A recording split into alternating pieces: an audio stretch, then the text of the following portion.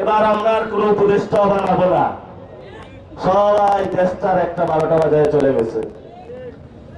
যদি আমাদের 1400 শহীদ ভাইদের তারেক রহমান বিচার করতে সক্ষম না হয়, তাহলে বাংলাদেশের তরুণ যুবক যারা আমরা রয়েছে, আমরা সবাই ঐক্যবদ্ধ হয়েছে, আমরা ক্ষমতা নিতে প্রস্তুত। এবার আমরা আর কোনো উপদেষ্টা বানাবো না, সবাই দেশটার একটা 12টা বাজায় চলে গেছে।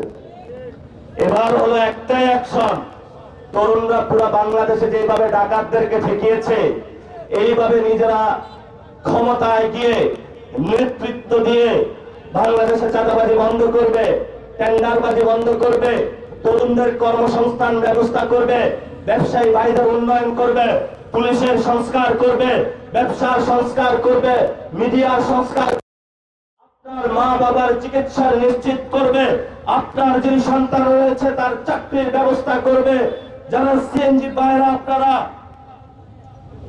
স্টেশনে গিয়ে গ্যাস পাচ্ছেন না, আমরা আপনাদেরকে প্রতিশ্রুতি দিচ্ছি গ্যাসের ব্যবস্থা করব। যে পেট্রোল অক্টেনের দাম বাড়ানো হয়েছে, জনগণকে ভোগান্তিতে ফেলানো হয়েছে, আমরা আপনাদেরকে কমিটমেন্ট দিচ্ছি পৃথিবীর আরো অনেক দেশ রয়েছে যেখান থেকে আমরা অক্টেন এবং পেট্রোল এনে আপনাকে কমিয়ে দেওয়ার ব্যবস্থা করব।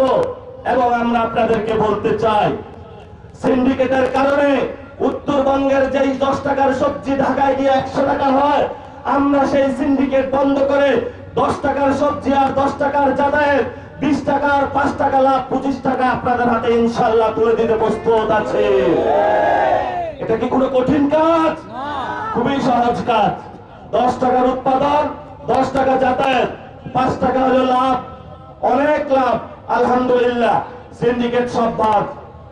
এটা কোনো কঠিন কাজ?